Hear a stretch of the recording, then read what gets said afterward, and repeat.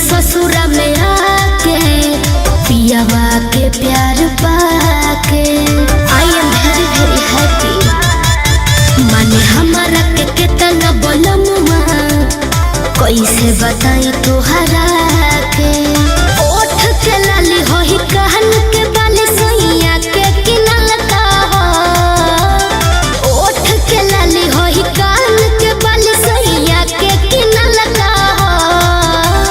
हमरे निशानी दिहल का जान तोर लइका पहिल का। अरे जाए दो। हमरे निशानी दिहल का जान तोर लइका पहिल का।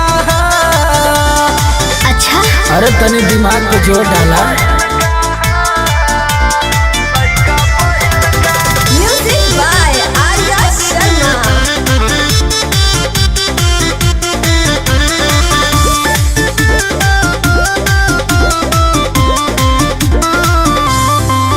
लेके कोरावा में हम के खिलावे सजिया सबेरवा हो। आठो घरी बंद रहे लेके मडिया निमन लगे डरवा हो। मेरे हस्बैंड मुझे बहुत प्यार करते हैं। भूली गईलू कैसे हमार गरवा लगावा। समय समय के बाद छोला चाउमीन अपना हाथ से खियावल। ओके देखावे लपियावा तो हर खाली कहल का। हमरे निशानी दिहल का जान तोर लइका पहिल का।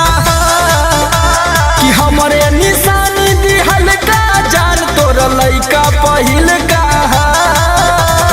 भरम में मत रह। कुछ तो शर्म करा।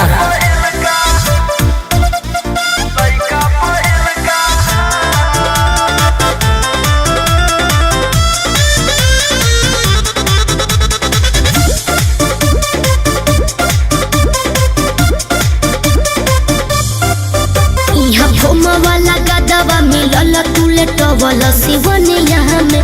अब भूल जा कुंदन जवन भइल हमसे नदनिया में। अरे वह तोरे बदे 5 स्टार होटल रन भुला गेलू का।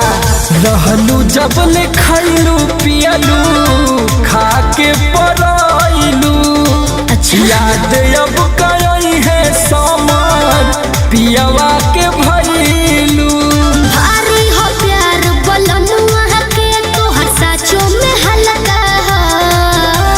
हमरे निशानी दिहल का जान तोर लइका पहिल का। हमरे निशानी दिहल का जान तोर लइका पहिल का। तो का हल्ला कर ब्रांड चेंज मत करा।